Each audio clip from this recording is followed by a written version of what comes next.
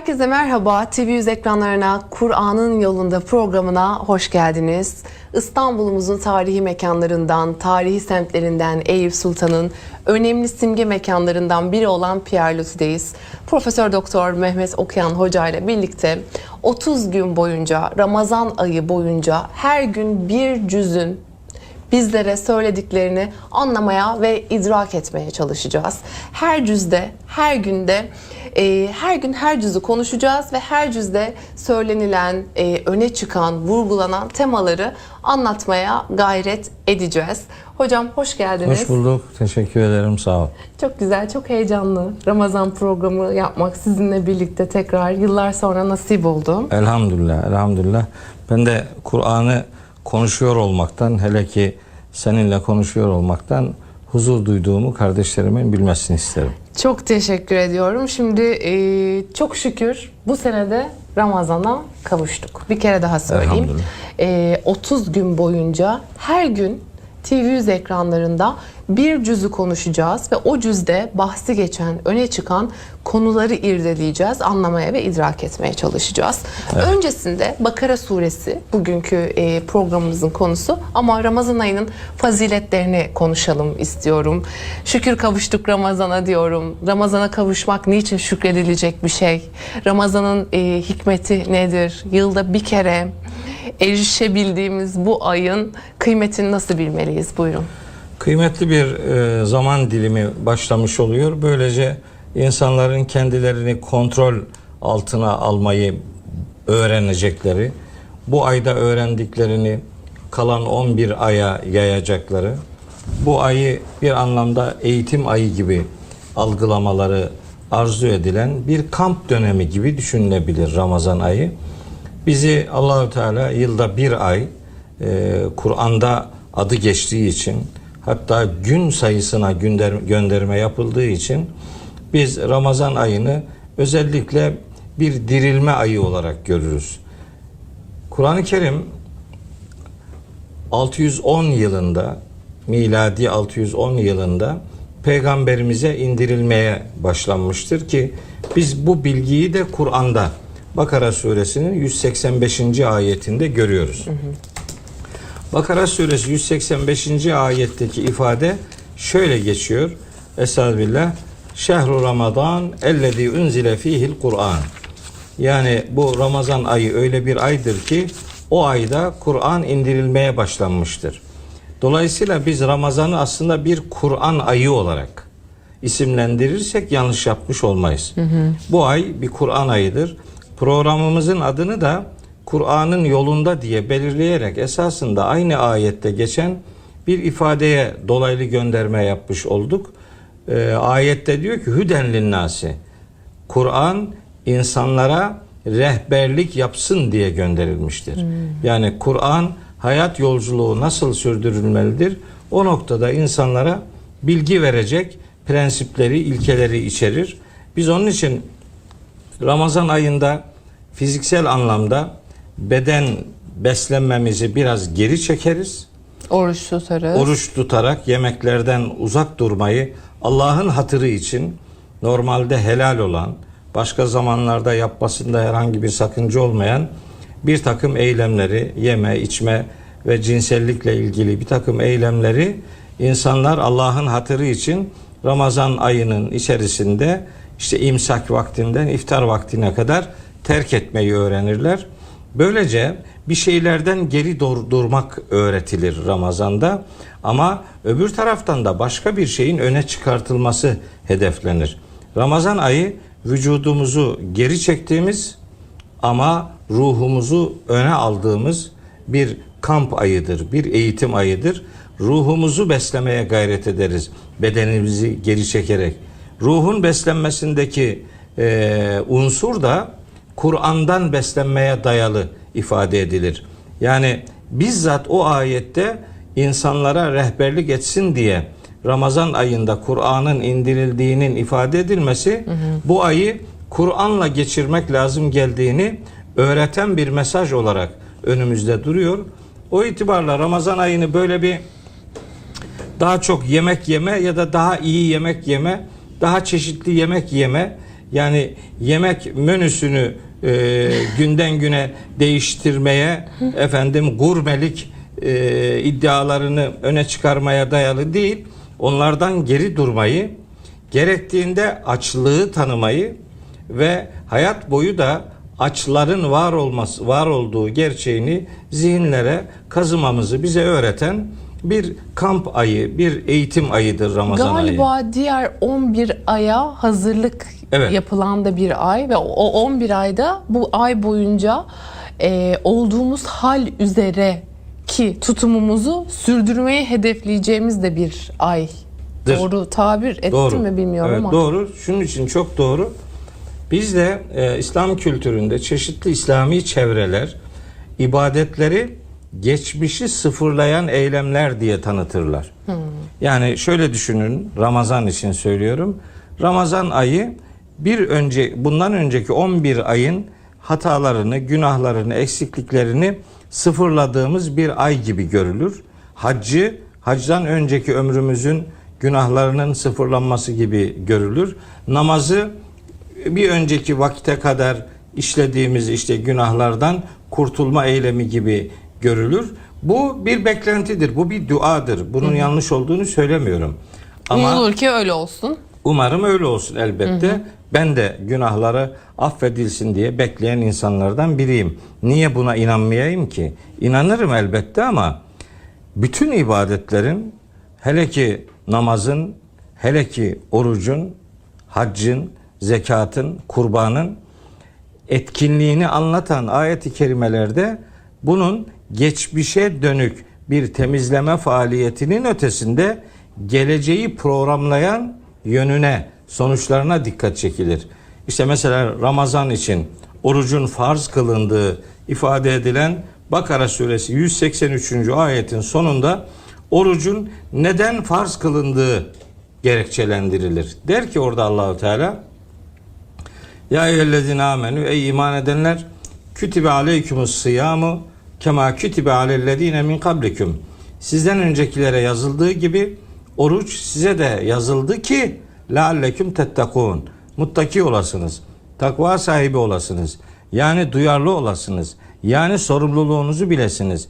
Yani kendinize karşı, canlı cansız çevrenize karşı, diğer insanlara karşı ve Allah'a karşı sorumluluğunuzu daha iyi bilip o uğurda doğru bir istikamet tutturabilesiniz diye oruç size farz kılındı diyor. Demek ki orucun dünü sıfırlamanın ötesinde günü dizayn etmeyi ve geleceği doğru bir şekilde planlamayı hedefleyen bir amacı vardır. Bu namazda da vardır, oruçta da, hacda da, zekatta da, hepsinde vardır. Onun için biz Ramazan ayını çok kıymetli bir zaman dilimi olarak görüyoruz. Açlığı tanımaya gayret ediyoruz. Mesela bir kısmı sahura kadar ayakta duruyor. Sahurda işte yoğun bir yemek yiyor. O kadar fazla yemek yiyince artık uykuya veriyor. Ertesi gün ikindiyi zar zor kalkıyor. Evet. O arada işte hani bir ezanda yatıp diğer ezanda kalkıyor. Evet. Orucu uykuya tutturanlar derler. Sonra diyor ki mesela, hocam diyor, bana oruç bu sene hiç dokunmadı. Ben de diyorum tabii, nasıl dokunsun? Sen ona hiç dokunmadın ki o da sana dokunsun. Paralel gidiyorsunuz yani. Orucu uykuya tutturmak iş değil ki. Bir kısmı da orucu rahat tutayım diye yıllık iznini Ramazan'da alıyor. Uyuyacak yani. Derdi bu. Hatta bir kısmı şöyle diyor: oruçluyum, sakın bana bugün dokunma. Sanki oruç adamı delirtiyor yani. Evet, sanki evet. Nedir? Torpil midir bu? Niye patlıyorsun ki? Hayırdır yani. Oruç sana daha değil insanca hocam, böyle yaşamayı ifadeler öğreten. o ibadeti zedeliyor yani. Tabii. Zedeliyor. Mesela Oruçluyum işte, benden uzak dur bir dakika, çok sinirliyim, oruçluyum ben falan. Niye sinirleniyorsun ki? Yani Hayırdır ibadeti yani? kendi nefsani davranışlarımızı, kendi kontrolsüzlüğümüzü hani iyi bir ibadete yüklüyormuşuz Maalesef. gibi oluyor maalesef. Evet. Bu yakışmıyor Müslümana. Mesela eskilerde çok böyle sık sorulan sorular vardı. Sen çok iyi bilirsin. Yıllar önce yaptığımız programlarda gelen soruları yani gün gibi hatırlıyorum ben. İşte mesela şunu yaparsan oruç bozulur mu? Şunu yaparsan bozulur mu filan bilmem ne. Ben o zamanlar derdim ki, kardeşim şunu bunu yaparsak oruç bozulur muyu soracak yerde de ki mesela haram yemek orucu bozar mı? Mesela yalan konuşmak orucu bozar mı? Gıybet etmek orucu bozar mı? orucu sen bozuyorsun başka işlerinle. Kulakına girmek orucu bozar mı yani? Onları sorsana yani mühim olan budur. Geri kalan işte sakız bozar mı, bozmaz mı? Filmem denize girmek bozar mı, bozmaz mı? Yani vücudun su alması nasıl engellenir gibi böyle şeylerle uğraşılıyor.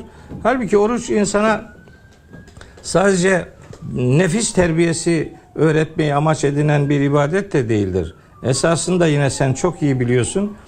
Ramazan aslında bize Kur'an'ın bizimle buluşturulmasının bir teşekkür zamanıdır. Yani Rabbimiz bize Kur'an'ı indirdiği için bizim ona nasıl teşekkür etmemiz lazım geldiğini öğretiyor. Yoksa size biri bir iyilik yapsa nasıl teşekkür edeceğinizi şaşırırsınız yani. Minnet altında kalırsınız. Ne yapacağınızı bilmez bir hale gelirsiniz. Allah-u Teala öyle bir çaresizlik yaşanmasın diye orucu aslında Kur'an'ın bize gönderilmesinin bir teşekkürü olarak da zikreder. Bakara suresi 185. ayetin sonunda da orucun gerekçelendirildiği ifadelerden biri de şükredesiniz diye öyle biter. 185. ayetin sonu. O itibarla biz orucu sayıyı tamamlamanız ve size doğru yolu göstermesine karşılık Allah'ı yüceltmeniz ve şükretmeniz için. Evet. Yani orucun böyle bir gerekçesi vardır.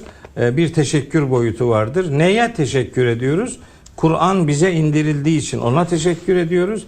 2. Hazreti Peygamber son peygamber olarak görevlendirildiği için biz teşekkür ibadeti yapıyoruz. Yani Rabbimiz bize nasıl teşekkür edeceğimizi öğretiyor. Ben de bu sene dedim ki yani program TV100'e buradan yöneticilerine özellikle teşekkür edeyim. Kardeşlerimiz büyük bir hayra vesile oldular diyeyim. Dedim ki hani Ramazan ayında böyle millet işte mukabele okuyor, mukabele dinliyor filan. Hatta böyle mukabele sipariş edenler oluyor. Birine havale ediyor. İşte ondan sonra duasında bulunuyorlar. İşte bir saatte okuduğu metni 10 saatte dağıtımını bitiremiyor filan. Böyle bir Kur'an gündemi var da bunu daha anlamlı hale getirebilmek için mukabeleye karşı biri değilim. Ben günde 500 Kur'an okuyan biriyim. Dolayısıyla benim o konuda hiçbir problemim yok. Sadece arzu ettiğim şu, okunan Kur'an'ın ne anlama geldiğini kardeşlerim anlasınlar istiyorum. Türkçesinin de anlaması lazım. Evet, anlamak lazım değil mi? Yani konuşmaktan maksat nasıl anlaşılmaksa Allah-u Teala'nın konuşması dediğimiz, kelamullah dediğimiz Kur'an-ı Kerim'in de okunmasından kasıt hem metnini tekrarlamak hem de o metni tekrarlarken mana üzerinde, mesaj üzerinde bir yolculuk yapmaya gayret etmektir. Yaptığımız bu olsun, böyle bir yolculuk yapalım diye her gün 30 Ramazan gününde her güne Kur'an'dan bir cüzü gündem yapalım dedim. Yani mukabele dinleyen kardeşlerim, mukabele okuyan kardeşlerim birinci cüzde neler var bunu bilsinler. Biz de o konular içerisinden seçelim bir tanesini veya 2 tanesini, 3 tanesini neyse öne çıkartarak onu kardeşlerimize aktaralım diye bu senenin Ramazan programında böyle her güne bir cüz düşecek şekilde 30 cüz olan Kur'an'ın her bir cüzünü bir programda, tabi yarım saatte bunu özetlemek öyle çok kolay bir iş değil biliyorum ama nihayetinde en azından buna gayret edeceğimiz bir yolculuğumuz olsun isterim. Senin de programın yapılabilmesi için gösterdiğin çabayı biliyorum. Yönetici kardeşlerime de bu vesileyle, sana da, izleyici kardeşlerime de Kur'an adına gönülden teşekkürlerimi sunmuş olayım.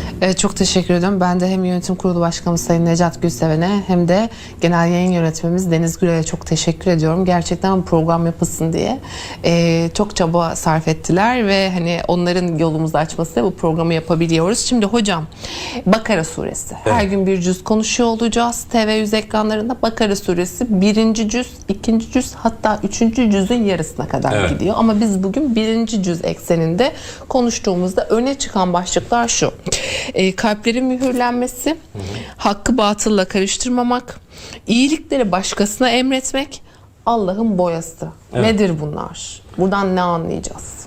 Evet, bu birinci cüzde böyle öne çıkan konular, hani konuşulsa iyi olur, faydalı olur diye ifade edeceğimiz konuları böyle başlıklara bölebiliriz.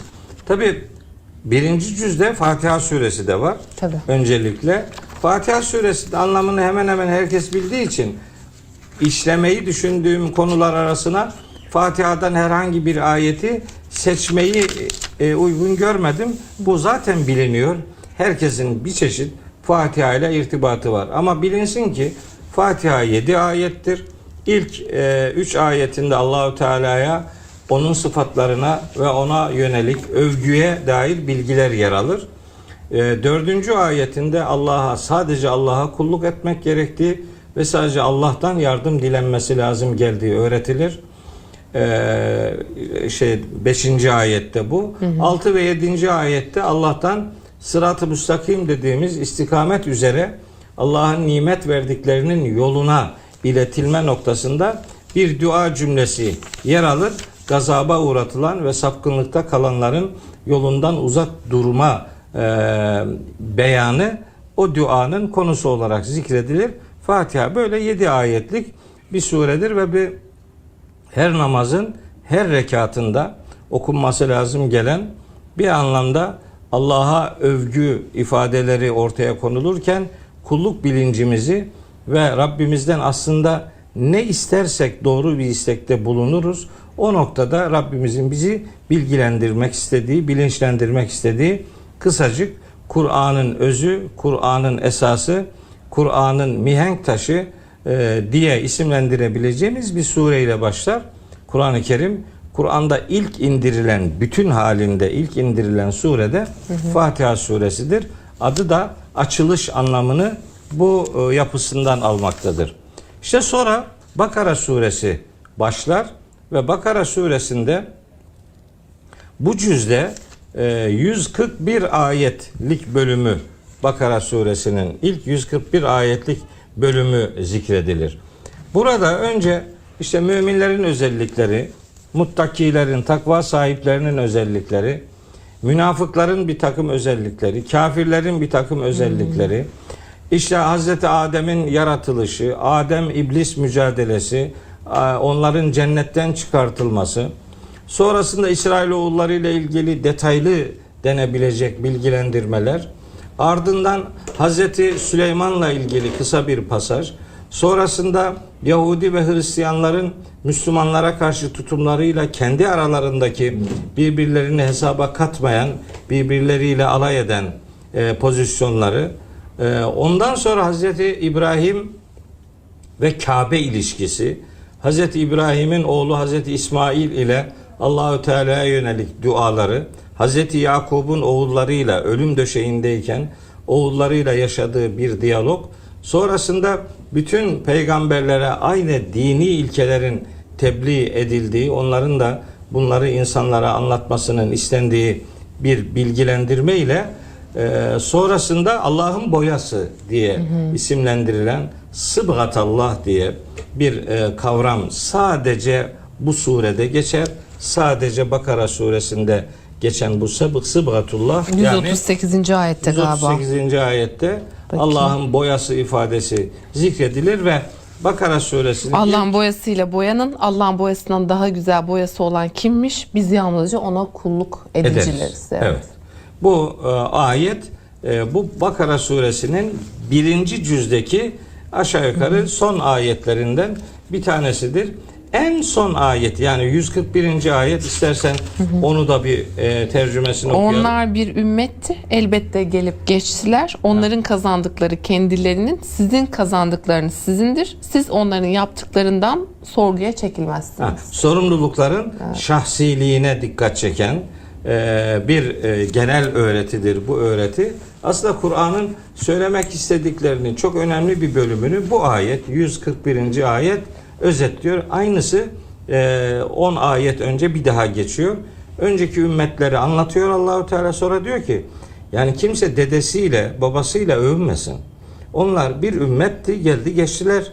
Onların yaptıkları kendilerine, sizin yaptığınız size, Siz onların yapıp ettiklerinden sorgulanmayacaksınız. Siz ne yapıyorsanız hesabınız sizin yaptığınız üzerinden sorulacaktır diye bir sorumluluk bilinci inşa etmeyi amaç ediniyor Allahu Teala. Bakara suresinin 1. cüzdeki son ayetinde buna dikkat çekiyor. Hazreti Peygamber'in kızı Hazreti Fatıma'ya söylediği gibi babanın peygamberliğine güvenme meselesi de tam da bu ayeti işaret eden bir hadis-i şerif. Harika. Çok güzel bir katkı vermiş oldun. Hazreti Peygamber'in kızına yönelik bir hatırlatması var.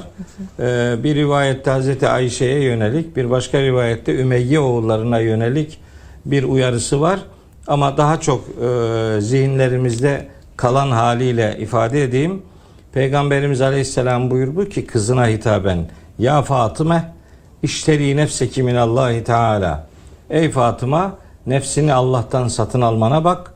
Fe inni la ugni anki minallahi şey'a. Ben seni yarın Allah'tan gelecek şeyler noktasında sahiplenemem. Sana o noktada herhangi bir katkı veremem. Yani babanın peygamber olduğuna filan güvenme. Bunlar sana öbür alemde avantaj olarak geri dönmez. Sorumlulukların şahsiliğini bir peygamber hadisiyle de böyle desteklemiş olduk. Şimdi bu konu, bu genel, yani surenin 1. cüzdeki genel konularına böyle temas ettikten sonra birkaç özel konuya da kısa kısa değinmekte yarar var. Mesela Bunlar kalplerin mühürlenmesi. Evet, bu şimdi çok önemli bir konu. Nedir önemi? Mesela biz hep Kur'an meali okuyun diyoruz insanlara. Okumaya başlıyorlar. Fatiha'yı okuyor, neyse anlıyor. İşte Bakara'nın ilk 5 ayetini okuyor, anlıyor. Geliyor 6. ayete. Ayette diyor ki Allahu Teala: İnnellezîne keferû sevâun aleyhim. Kafirler için eşittir. Enzertehum em lem tunzirhum la yu'minun. Onları uyarıp uyarmaman onlar için birdir, inanmazlar. Sonra 6. ayete gelip 7. ayete diyorlar ki Hatemallahu ala kulubihim. Çünkü Allah onların kalplerini mühürlemiştir. Kardeşim, çünkü Allah onların kalplerini mühürlemiştir ne demek yani? Allah kimin kalbini mühürler? Bu nedenle Allah onların kalplerini mühürlemiştir. Yani kafir oldukları için, uyarılardan hiç etkilenmedikleri için, uyarılara hiç kulak vermedikleri için, inanmamakta kararlılık gösterdikleri için Allah onların kalplerini mühürlemiştir. Yani ya benim kalbim zaten mühürlüydü. Allah benimkini mühürlemiş. Ben o yüzden hiçbir şeyden sorumlu değilim diyemeyecekler. Çünkü ayetleri doğru anlamak lazım. Tercümesini de doğru yapmak lazım. Mesela Yahudilerden, İsrailoğullarından yine Bakara suresinin 88. ayetinde geçen bir ifade var. Diyorlar ki وَقَالُوا قُلُوبُنَا غُلْفٌ. Bizim kalplerimiz kılıflıdır, perdelidir. Yani bize bir şey etki etmez ya da biz kendimizi her şeye kapattık derler. Onlara cevaben Rabbimiz buyuruyor ki hayır. La'anehumullahu bi küfrihim. Allah onları kendi küfürlerinden dolayı lanete konu etmiştir. Buna rağmen fekalilen ma yu'minun, içlerinden çok azı da olsa inananlar olur. İnanmak istiyorsa hiç kimsenin kalbi inanmaya dayalı olarak ebedi mühürlenmiş değildir. Kendisi ebediyen hakikate kendisini kapatmışsa o kendi kalbini kapatmıştır. Allah da o kapatmayı mühürlemiş diye ifade eder. Yoksa inanıp inanmamada tereddütlüyse o bir arayış manasına gelir. Arayış içerisinde olan hiç kimsenin kalbi de asla ve asla mühürlenmiş olmaz. Ayet-i kerime Bakara suresinin 6-7. ayetleriyle Bakara suresinin 88. ayeti, tabi Kur'an-ı Kerim'de bu konuda pek çok ayet daha var ama bu sure bağlamında, bu cüz bağlamında bu iki ayeti hatırlatmak gerekiyor. Bunu kardeşlerimle paylaşayım. Bir de mesela Bakara suresinin özellikle 1. cüzde öne çıkan temalardan, konulardan bir tanesi hakla batıl karıştırmamak demiştik. Evet. Orada da 42. ayette bilerek gerçeği batılla karıştırmayın, gerçeği gizlemeyin diye başlıyor galiba, değil mi? Evet. Oradan devam ediyor. Bir de böyle bir konusu var. Çok berceste bir konudur bu. Hani din adına şimdi konuşmalar yapıyoruz biz. Kendi kanaatimizi din diye insanlara satarak hakkı batılla karıştırıp gerçeği gizlemek gibi bir ayıp yapmamalıyız. Hele ki şimdi Ramazan ayı içerisinde ne bileyim televizyon kanallarında pek çok insan din adına konuşuyor. Konuşuyor ama dinin sahibi Allah olduğu için din adına konuşurken Allah'ın kitabından konuşmak gerektiğini ıskalıyorlar. Sırayı Allah'ın kitabına bir türlü getirmiyorlar. Başka şeyler anlatıyorlar. O başka anlatılan şeylerin Allah'ın kitabından olmadığını dinleyenler bilmiyorlar.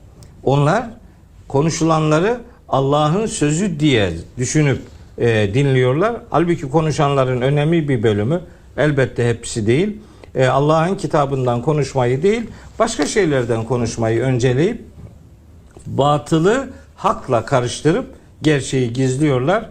Gerçeği gizlemek, Bakara suresinin daha sonra ele alacağımız bazı bölümlerinde günahların ve laneti hak etmenin en büyük sebebi olarak ifade ediliyor. Ben kardeşlerime Bakara 42. ayeti özellikle merkeze koyarak gerçekle batılı birbirine karıştırmamayı ve gerçekleri gizlememeyi bir ahlak olarak benimsemeleri lazım geldiğini hatırlatmış olayım. Şimdi 44. ayet-i kerimede de şöyle diyor. Ey İsrailoğulları, kitabı yani Tevrat'ı tilavet ettiğiniz, okuyup aktardığınız halde kendinizi unutup, bu kısım önemli. İyiliği başka insanlara mı emrediyorsunuz? Akıl etmiyor musunuz? Yani iyiliği başkasına emretmek ne demek oluyor? Şimdi diyor ki kitabı okuyor. Tabi oradaki maksat İsrailoğulları ile alakalı. Oradaki el kitaptan maksat da Tevrat. Onun için bazıları diyor ki bu ayetteki uyarı bizi ilgilendirmiyor. İyi ama sen de aynısını yapıyorsan seni de o uyarı ilgilendiriyor demektir. Adamlar el kitap denen Tevrat'ın bir bölümünü veyahut da Tevrat o kitabın bir bölümüdür.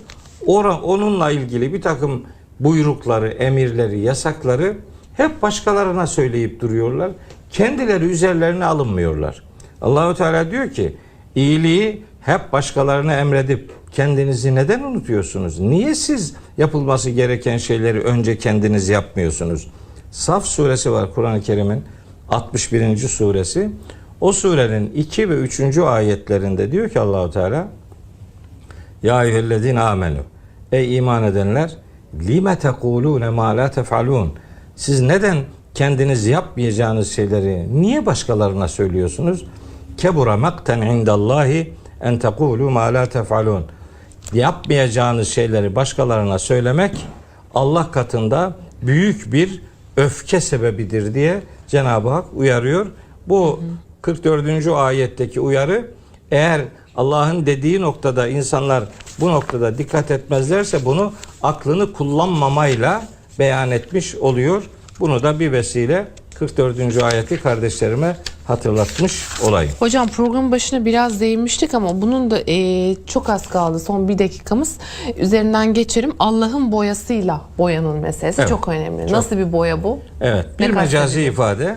Allahu Teala'nın yani hak ve hakikat adına söylediği şeyler Allah'ın boyası diye simgeleniyor. Yani siz din adına, hakikat adına, gerçeklik adına Allah'ın demediğini Allah demiş gibi sunmayın. Siz Allah'ın dediklerini anlatın. Allah hangi boyanın kimde nasıl duracağını kendisi bileceği için insan fıtratına İslam boyasını Allahu Teala uygun görmüştür. Tevhid boyasını uygun görmüştür. Tevhidle boyanmak ve vahdet dediğimiz birlik duygusu içerisinde Allah'ın dediklerini esas alıp sadece ona ibadet eden ve sadece onun dediklerini yapan bir duruşu, bir duyarlılığı, bir hayat standardı olarak bizlerin takip etmemiz lazım geldiğini 138. ayet itibariyle Cenab-ı Hak bize öğütlüyor, buyuruyor. Bizim de öğüt almamızı elbette bizden istiyor. Allah'ın boyasıyla boyanın Allah'ın boyasından daha güzel boyası olan kimmiş? Evet. Biz yalnızca ona kulluk edicileriyiz diye noktalanıyor bu ayet. Hocam ağzınıza sağlık. Teşekkür ederim. Çok teşekkür ederiz. Efendim size de teşekkür ediyoruz. Birinci cüzü burada noktalıyor oluyoruz. Tabii ki öne çıkan bazı temaları konuştuk. Profesör Doktor Mehmet Okuyan'la birlikte. Hayırlı iftarlar. Yarın görüşmek üzere. Hoşçakalın.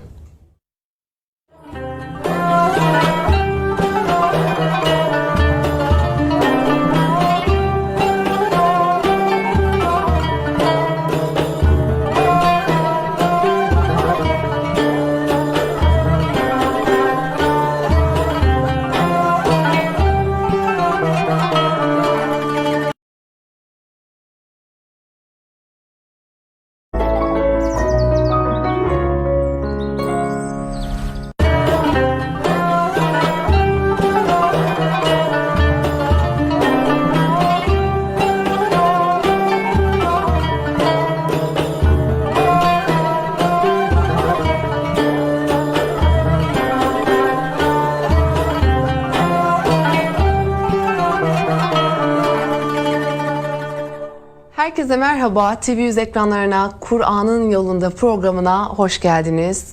İstanbul'umuzun tarihi mekanlarından, tarihi semtlerinden Eyüp Sultan'ın önemli simge mekanlarından biri olan Pierre Loti'deyiz. Profesör Doktor Mehmet Okuyan Hoca ile birlikte 30 gün boyunca, Ramazan ayı boyunca her gün bir cüzün bizlere söylediklerini anlamaya ve idrak etmeye çalışacağız. Her cüzde, her günde, her gün her cüzü konuşacağız ve her cüzde söylenilen, öne çıkan, vurgulanan temaları anlatmaya gayret edeceğiz. Hocam hoş geldiniz. Hoş bulduk. Teşekkür ederim. Sağ ol. Çok güzel, çok heyecanlı. Ramazan programı yapmak sizinle birlikte tekrar yıllar sonra nasip oldu. Elhamdülillah, elhamdülillah. Ben de Kur'an'ı konuşuyor olmaktan, hele ki seninle konuşuyor olmaktan huzur duyduğumu kardeşlerimin bilmesini isterim. Çok teşekkür ediyorum. Şimdi çok şükür bu senede Ramazan'a kavuştuk. Bir kere daha söyleyeyim. 30 gün boyunca her gün TV100 ekranlarında bir cüzü konuşacağız ve o cüzde bahsi geçen, öne çıkan konuları irdeleyeceğiz, anlamaya ve idrak etmeye çalışacağız. Evet. Öncesinde Bakara suresi bugünkü programımızın konusu ama Ramazan ayının faziletlerini konuşalım istiyorum. Şükür kavuştuk Ramazan'a diyorum. Ramazan'a kavuşmak niçin şükredilecek bir şey? Ramazan'ın hikmeti nedir? Yılda bir kere erişebildiğimiz bu ayın kıymetini nasıl bilmeliyiz? Buyurun. Kıymetli bir zaman dilimi başlamış oluyor. Böylece insanların kendilerini kontrol altına almayı öğrenecekleri, bu ayda öğrendiklerini kalan 11 aya yayacakları, bu ayı bir anlamda eğitim ayı gibi algılamaları arzu edilen bir kamp dönemi gibi düşünülebilir Ramazan ayı. Bizi Allahü Teala yılda bir ay Kur'an'da adı geçtiği için, hatta gün sayısına gönderme yapıldığı için biz Ramazan ayını özellikle bir dirilme ayı olarak görürüz. Kur'an-ı Kerim 610 yılında, miladi 610 yılında Peygamberimize indirilmeye başlanmıştır ki biz bu bilgiyi de Kur'an'da Bakara suresinin 185. ayetinde görüyoruz. Bakara suresi 185. ayetteki ifade şöyle geçiyor. Estağfirullah. Şehru Ramazan ellezî unzile fîhil Kur'an. Yani bu Ramazan ayı öyle bir aydır ki o ayda Kur'an indirilmeye başlanmıştır. Dolayısıyla biz Ramazan'ı aslında bir Kur'an ayı olarak isimlendirirsek yanlış yapmış olmayız. Bu ay bir Kur'an ayıdır. Programımızın adını da Kur'an'ın yolunda diye belirleyerek esasında aynı ayette geçen bir ifadeye dolaylı gönderme yapmış olduk. Ayette diyor ki Hüden linnâsi. Kur'an insanlara rehberlik yapsın diye gönderilmiştir. Yani Kur'an hayat yolculuğu nasıl sürdürülmelidir? O noktada insanlara bilgi verecek prensipleri, ilkeleri içerir. Biz onun için Ramazan ayında fiziksel anlamda beden beslenmemizi biraz geri çekeriz. Oruç tutarız. Oruç tutarak yemeklerden uzak durmayı Allah'ın hatırı için normalde helal olan, başka zamanlarda yapmasında herhangi bir sakınca olmayan bir takım eylemleri, yeme, içme ve cinsellikle ilgili bir takım eylemleri insanlar Allah'ın hatırı için Ramazan ayının içerisinde işte imsak vaktinden iftar vaktine kadar terk etmeyi öğrenirler. Böylece bir şeylerden geri durmak öğretilir Ramazan'da ama öbür taraftan da başka bir şeyin öne çıkartılması hedeflenir. Ramazan ayı vücudumuzu geri çektiğimiz ama ruhumuzu öne aldığımız bir kamp ayıdır, bir eğitim ayıdır. Ruhumuzu beslemeye gayret ederiz bedenimizi geri çekerek. Ruhun beslenmesindeki unsur da Kur'an'dan beslenmeye dayalı ifade edilir.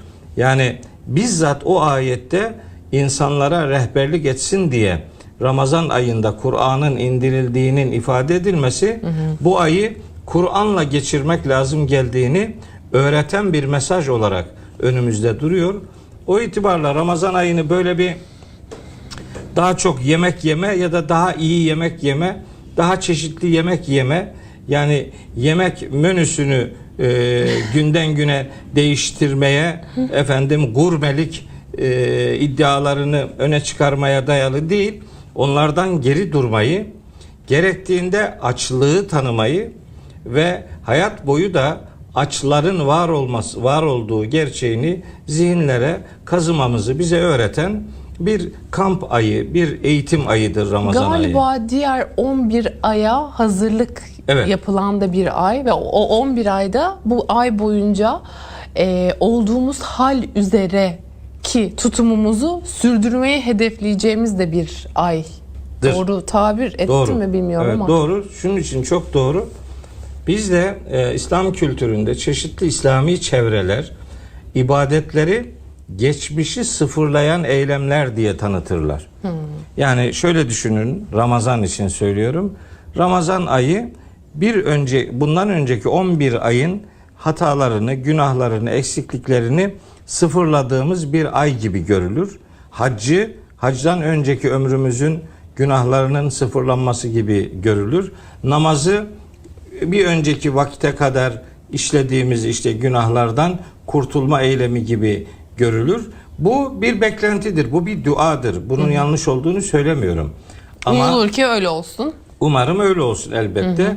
Ben de günahları affedilsin diye bekleyen insanlardan biriyim. Niye buna inanmayayım ki? İnanırım elbette ama bütün ibadetlerin, hele ki namazın, hele ki orucun, haccın, zekatın, kurbanın etkinliğini anlatan ayet-i kerimelerde bunun geçmişe dönük bir temizleme faaliyetinin ötesinde geleceği programlayan yönüne, sonuçlarına dikkat çekilir. İşte mesela Ramazan için orucun farz kılındığı ifade edilen Bakara suresi 183. ayetin sonunda orucun neden farz kılındığı gerekçelendirilir. Der ki orada Allahu Teala: Ya eyyühellezine amenü, ey iman edenler, kütibe aleykümus sıyamu kema kütibe alellezine min kablikum. Sizden öncekilere yazıldığı gibi oruç size de yazıldı ki lealleküm tettekûn. Muttaki olasınız. Takva sahibi olasınız. Yani duyarlı olasınız. Yani sorumluluğunuzu bilesiniz. Yani kendinize karşı, canlı cansız çevrenize karşı, diğer insanlara karşı ve Allah'a karşı sorumluluğunuzu daha iyi bilip o uğurda doğru bir istikamet tutturabilesiniz diye oruç size farz kılındı diyor. Demek ki orucun dünü sıfırlamanın ötesinde günü dizayn etmeyi ve geleceği doğru bir şekilde planlamayı hedefleyen bir amacı vardır. Bu namazda da vardır, oruçta da, hacda da, zekatta da, hepsinde vardır. Onun için biz Ramazan ayını çok kıymetli bir zaman dilimi olarak görüyoruz. Açlığı tanımaya gayret ediyoruz. Mesela bir kısmı sahura kadar ayakta duruyor. Sahurda işte yoğun bir yemek yiyor. O kadar fazla yemek yiyince artık uykuya veriyor. Ertesi gün ikindiyi zar zor kalkıyor. Evet. O arada işte hani bir ezanda yatıp diğer ezanda kalkıyor. Evet. Orucu uykuya tutturuyor derler. Sonra diyor ki mesela, hocam diyor, bana oruç bu sene hiç dokunmadı. Ben de diyorum tabii, nasıl dokunsun? Sen ona hiç dokunmadın ki o da sana dokunsun. Paralel gidiyorsunuz yani. Orucu uykuya tutturmak iş değil ki. Bir kısmı da orucu rahat tutayım diye yıllık iznini Ramazan'da alıyor. Uyuyacak yani. Derdi bu. Hatta bir kısmı şöyle diyor: oruçluyum, sakın bana bugün dokunma. Sanki oruç adamı delirtiyor yani. Evet, sanki nedir? Torpil midir bu? Niye patlıyorsun ki? Hayırdır yani. Oruç sana daha değil insanca hocam, böyle ifadeler öğreten. o ibadeti zedeliyor yani. Tabii. Zedeliyor. Mesela Oruçluyum işte, benden uzak dur, bir dakika, çok sinirliyim, oruçluyum ben falan. Niye sinirleniyorsun ki? Yani hayırdır ibadeti yani? kendi nefsani davranışlarımızı, kendi kontrolsüzlüğümüzü hani iyi bir ibadete yüklüyormuşuz Maalesef. gibi oluyor maalesef. Evet. Bu yakışmıyor Müslümana. Mesela eskilerde çok böyle sık sorulan sorular vardı. Sen çok iyi bilirsiniz. Yıllar önce yaptığımız programlarda gelen soruları yani gün gibi hatırlıyorum ben.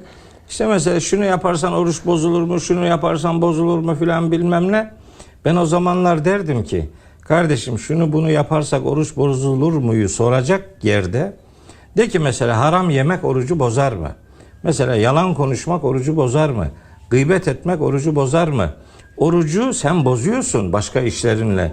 Kulakına girmek orucu bozar mı? Yani onları sorsana yani mühim olan budur. Geri kalan işte sakız bozar mı bozmaz mı filmem denize girmek bozar mı bozmaz mı? Yani vücudun su alması nasıl engellenir gibi böyle şeylerle uğraşılıyor. Halbuki oruç insana sadece nefis terbiyesi öğretmeyi amaç edinen bir ibadet de değildir. Esasında yine sen çok iyi biliyorsun. Ramazan aslında bize Kur'an'ın bizimle buluşturulmasının bir teşekkür zamanıdır. Yani Rabbimiz bize Kur'an'ı indirdiği için bizim ona nasıl teşekkür etmemiz lazım geldiğini öğretiyor. Yoksa size biri bir iyilik yapsa nasıl teşekkür edeceğinizi şaşırırsınız yani. Minnet altında kalırsınız. Ne yapacağınızı bilmez bir hale gelirsiniz. Allah-u Teala öyle bir çaresizlik yaşanmasın diye orucu aslında Kur'an'ın bize gönderilmesinin bir teşekkürü olarak da zikreder. Bakara suresi 185. ayetin sonunda da orucun gerekçelendirildiği ifadelerden biri de şükredesiniz diye öyle biter. 185. ayetin sonu. O itibarla biz orucu sayıyı tamamlamanız ve size doğru yolu göstermesine karşılık Allah'ı yüceltmeniz ve şükretmeniz için. Evet. Yani orucun böyle bir gerekçesi vardır. Bir teşekkür boyutu vardır. Neye teşekkür ediyoruz? Kur'an bize indirildiği için ona teşekkür ediyoruz. 2. Hazreti Peygamber son peygamber olarak görevlendirildiği için biz teşekkür ibadeti yapıyoruz. Yani Rabbimiz bize nasıl teşekkür edeceğimizi öğretiyor. Ben de bu sene dedim ki yani program TV100'e buradan yöneticilerine özellikle teşekkür edeyim. Kardeşlerimiz büyük bir hayra vesile oldular diyeyim. Dedim ki hani Ramazan ayında böyle millet işte mukabele okuyor, mukabele dinliyor filan. Hatta böyle mukabele sipariş edenler oluyor. Birine havale ediyor. İşte ondan sonra duasında bulunuyorlar. İşte bir saatte okuduğu metni 10 saatte dağıtımını bitiremiyor filan. Böyle bir Kur'an gündemi var da bunu daha anlamlı hale getirebilmek için mukabeleye karşı biri değilim. Ben günde 500 Kur'an okuyan biriyim. Dolayısıyla benim o konuda hiçbir problemim yok. Sadece arzu ettiğim şu, okunan Kur'an'ın ne anlama geldiğini kardeşlerim anlasınlar istiyorum. Türkçesinin de anlaması lazım. Evet, anlamak lazım değil mi? Yani konuşmaktan maksat nasıl anlaşılmaksa Allahu Teala'nın konuşması dediğimiz, kelamullah dediğimiz Kur'an-ı Kerim'in de okunmasından kasıt hem metnini tekrarlamak hem de o metni tekrarlarken mana üzerinde, mesaj üzerinde bir yolculuk yapmaya gayret etmektir. Yaptığımız bu olsun, böyle bir yolculuk yapalım diye her gün 30 Ramazan gününde her güne Kur'an'dan bir cüzü gündem yapalım dedim. Yani mukabele dinleyen kardeşlerim, mukabele okuyan kardeşlerim birinci cüzde neler var bunu bilsinler. Biz de o konular içerisinden seçelim bir tanesini veya iki tanesini, üç tanesini neyse öne çıkartarak onu kardeşlerimize aktaralım diye bu senenin Ramazan programında böyle her güne bir cüz düşecek şekilde 30 cüz olan Kur'an'ın her bir cüzünü bir programda, tabi yarım saatte bunu özetlemek öyle çok kolay bir iş değil biliyorum ama nihayetinde en azından buna gayret edeceğimiz bir yolculuğumuz olsun isterim. Senin de programın yapılabilmesi için gösterdiğin çabayı biliyorum. Yönetici kardeşlerime de bu vesileyle, sana da, izleyici kardeşlerime de Kur'an adına gönülden teşekkürlerimi sunmuş olayım. Evet, çok teşekkür ederim. Ben de hem yönetim kurulu başkanımız Sayın Necat Gülseven'e hem de genel yayın yönetmenimiz Deniz Gürel'e çok teşekkür ediyorum. Gerçekten bu program yapılsın diye çok çaba sarf ettiler ve hani onların yolumuzu açması bu programı yapabiliyoruz. Şimdi hocam, Bakara suresi. Evet. Her gün bir cüz konuşuyor olacağız. TV100 ekranlarında Bakara suresi 1. cüz, 2. cüz, hatta 3. cüzün yarısına kadar gidiyor. Ama biz bugün 1. cüz ekseninde konuştuğumuzda öne çıkan başlıklar şu: kalplerin mühürlenmesi, hakkı batılla karıştırmamak, iyilikleri başkasına emretmek, Allah'ın boyası. Evet. Nedir bunlar? Buradan ne anlayacağız? Evet, bu birinci cüzde böyle öne çıkan konular, hani konuşulsa iyi olur, faydalı olur diye ifade edeceğimiz konuları böyle başlıklara bölebiliriz. Tabii birinci cüzde Fatiha suresi de var. Tabii. Öncelikle Fatiha suresi anlamını hemen hemen herkes bildiği için işlemeyi düşündüğüm konular arasına Fatiha'dan herhangi bir ayeti seçmeyi uygun görmedim. Bu zaten biliniyor. Herkesin bir çeşit Fatiha ile irtibatı var. Ama bilinsin ki Fatiha 7 ayettir. İlk 3 ayetinde Allahu Teala'ya, onun sıfatlarına ve ona yönelik övgüye dair bilgiler yer alır. 4. ayetinde sadece Allah'a kulluk etmek gerektiği ve sadece Allah'tan yardım dilenmesi lazım geldiği öğretilir. 5. ayette bu. 6 ve 7. ayette Allah'tan sırat-ı müstakim dediğimiz istikamet üzere Allah'ın nimet verdiklerinin yoluna iletilme noktasında bir dua cümlesi yer alır. Gazaba uğratılan ve sapkınlıkta kalanların yolundan uzak durma beyanı o duanın konusu olarak zikredilir. Fatiha böyle 7 ayetlik bir suredir ve her namazın her rekatında okunması lazım gelen, bir anlamda Allah'a övgü ifadeleri ortaya konulurken kulluk bilincimizi ve Rabbimizden aslında ne istersek doğru bir istekte bulunuruz. O noktada Rabbimizin bizi bilgilendirmek istediği, bilinçlendirmek istediği kısacık Kur'an'ın özü, Kur'an'ın esası, Kur'an'ın mihenk taşı diye isimlendirebileceğimiz bir sureyle başlar. Kur'an-ı Kerim, Kur'an'da ilk indirilen, bütün halinde ilk indirilen surede Fatiha suresidir. Adı da açılış anlamını bu yapısından almaktadır. İşte sonra Bakara suresi başlar ve Bakara suresinde bu cüzde 141 ayetlik bölümü, Bakara suresinin ilk 141 ayetlik bölümü zikredilir.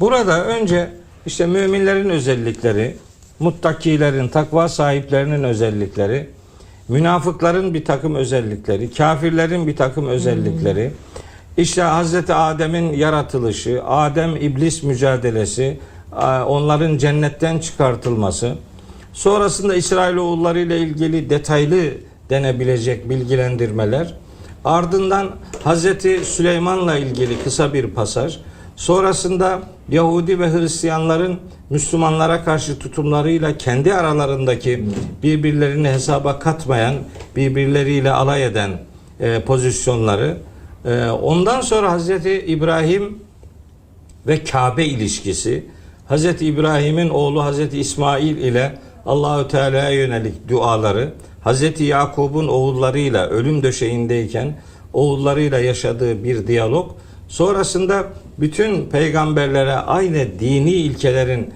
tebliğ edildiği, onların da bunları insanlara anlatmasının istendiği bir bilgilendirme ile sonrasında Allah'ın boyası diye isimlendirilen Sıbgatallah diye bir kavram sadece bu surede geçer. Sadece Bakara suresinde geçen bu Sıbgatullah 138. ayette galiba. 138. ayette Allah'ın boyası ifadesi zikredilir ve Bakara suresinin Allah'ın boyasıyla boyanın, Allah'ın boyasından daha güzel boyası olan kimmiş? Biz yalnızca ona kulluk edicileriz. Evet. Bu ayet bu Bakara suresinin 1. cüzdeki aşağı yukarı son ayetlerinden bir tanesidir.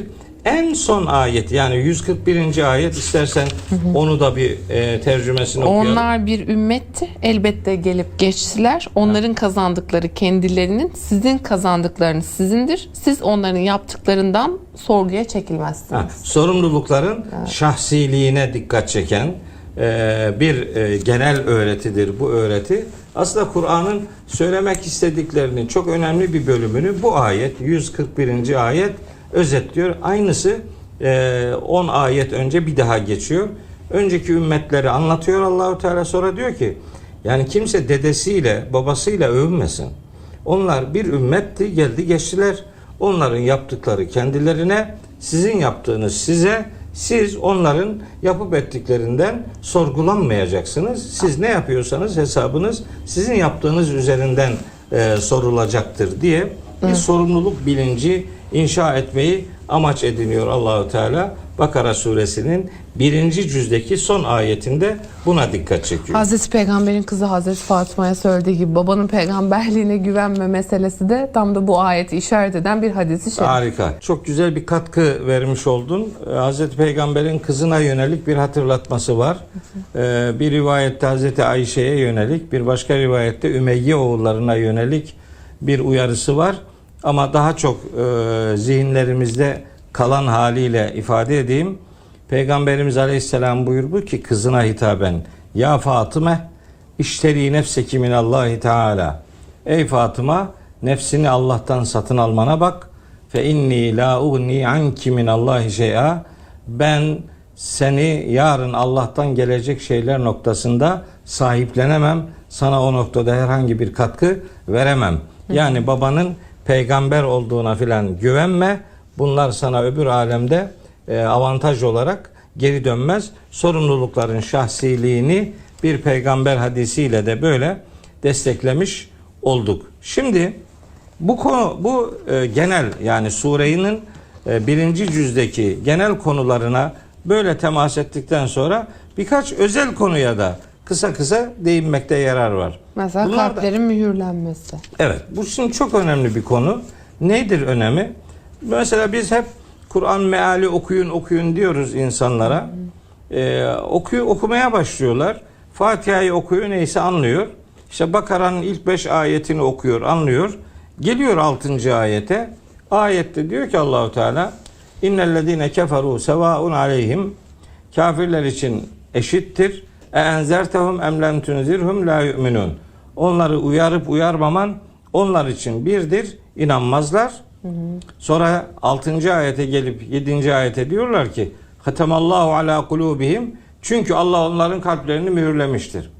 Kardeşim, çünkü Allah onların kalplerini mühürlemiştir ne demek yani? Allah kimin kalbini mühürler? Bu nedenle Allah onların kalplerini mühürlemiştir. Yani kafir oldukları için, uyarılardan hiç etkilenmedikleri için, uyarılara hiç kulak vermedikleri için, inanmamakta kararlılık gösterdikleri için Allah onların kalplerini mühürlemiştir. Yani ya benim kalbim zaten mühürlüydü. Allah benimkini mühürlemiş. Ben o yüzden hiçbir şeyden sorumlu değilim diyemeyecekler. Çünkü ayetleri doğru anlamak lazım. Tercümesini de doğru yapmak lazım. Mesela Yahudilerden, İsrailoğullarından yine Bakara suresinin 88. ayetinde geçen bir ifade var. Diyorlar ki وَقَالُوا قُلُوبُنَا غُلْفٌ.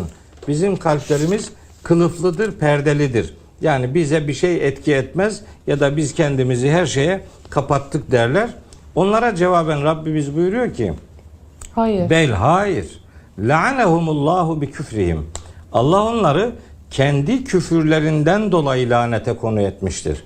Buna rağmen fekalilen ma yu'minun, içlerinden çok azı da olsa inananlar olur.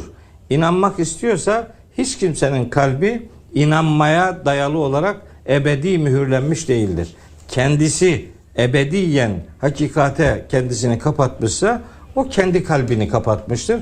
Allah da o kapatmayı mühürlemiş diye ifade eder. Yoksa inanıp inanmamada tereddütlüyse o bir arayış manasına gelir. Arayış içerisinde olan hiç kimsenin kalbi de asla ve asla mühürlenmiş olmaz. Ayet-i kerime Bakara suresinin 6-7. ayetleriyle Bakara suresinin 88. ayeti, tabi Kur'an-ı Kerim'de bu konuda pek çok ayet daha var ama bu sure bağlamında, bu cüz bağlamında bu iki ayeti hatırlatmak gerekiyor. Bunu kardeşlerimle paylaşayım. Bir de mesela Bakara suresinin özellikle 1. cüzde öne çıkan temalardan, konulardan bir tanesi hakla batıl karıştırmamak demiştik. Evet. Orada da 42. ayette bilerek gerçeği batılla karıştırmayın, gerçeği gizlemeyin diye başlıyor galiba, değil mi? Evet. Oradan devam ediyor. Bir de böyle bir konusu var. Çok berceste bir konudur bu. Hani din adına şimdi konuşmalar yapıyoruz biz. Kendi kanaatimizi din diye insanlara satarak hakkı batılla karıştırıp gerçeği gizlemek gibi bir ayıp yapmamalıyız. Hele ki şimdi Ramazan ayı içerisinde ne bileyim televizyon kanallarında pek çok insan din adına konuşuyor. Konuşuyor ama dinin sahibi Allah olduğu için din adına konuşurken Allah'ın kitabından konuşmak gerektiğini ıskalıyorlar. Sırayı Allah'ın kitabına bir türlü getirmiyorlar. Başka şeyler anlatıyorlar. O başka anlatılan şeylerin Allah'ın kitabından olmadığını dinleyenler bilmiyorlar. Onlar konuşulanları Allah'ın sözü diye düşünüp dinliyorlar. Halbuki konuşanların önemli bir bölümü, elbette hepsi değil, Allah'ın kitabından konuşmayı değil, başka şeylerden konuşmayı önceleyip batılı hakla karıştırıp gerçeği gizliyorlar. Gerçeği gizlemek, Bakara suresinin daha sonra ele alacağımız bazı bölümlerinde günahların ve laneti hak etmenin en büyük sebebi olarak ifade ediliyor. Ben kardeşlerime Bakara 42. ayeti özellikle merkeze koyarak gerçekle batılı birbirine karıştırmamayı ve gerçekleri gizlememeyi bir ahlak olarak benimsemeleri lazım geldiğini hatırlatmış olayım. Şimdi 44. ayet-i kerimede de şöyle diyor. Ey İsrailoğulları, kitabı yani Tevrat'ı tilavet ettiğiniz, okuyup aktardığınız halde kendinizi unutup, bu kısım önemli. İyiliği başka insanlara mı emrediyorsunuz? Akıl etmiyor musunuz? Yani iyiliği başkasına emretmek ne demek oluyor? Şimdi diyor ki kitabı okuyor. Tabi oradaki maksat İsrailoğulları ile alakalı. Oradaki el kitaptan maksat da Tevrat. Onun için bazıları diyor ki bu ayetteki uyarı bizi ilgilendirmiyor. İyi ama sen de aynısını yapıyorsan seni de o uyarı ilgilendiriyor demektir. Adamlar el kitap denen Tevrat'ın bir bölümünü veyahut da Tevrat o kitabın bir bölümüdür. Onunla ilgili bir takım buyrukları, emirleri, yasakları hep başkalarına söyleyip duruyorlar. Kendileri üzerlerine alınmıyorlar.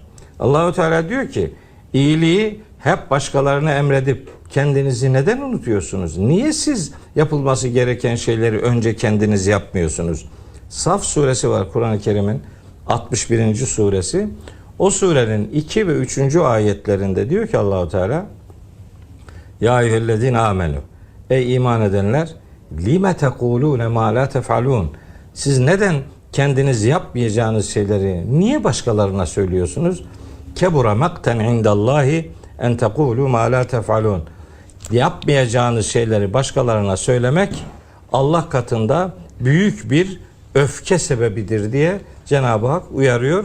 Bu 44. ayetteki uyarı eğer Allah'ın dediği noktada insanlar bu noktada dikkat etmezlerse bunu aklını kullanmamayla beyan etmiş oluyor. Bunu da bir vesile 44. ayeti kardeşlerime hatırlatmış olayım. Hocam programın başına biraz değinmiştik ama bunun da çok az kaldı. Son bir dakikamız. Üzerinden geçelim. Allah'ın boyasıyla boyanın meselesi çok önemli. Çok. Nasıl bir boya bu? Evet. Bir mecazi ifade.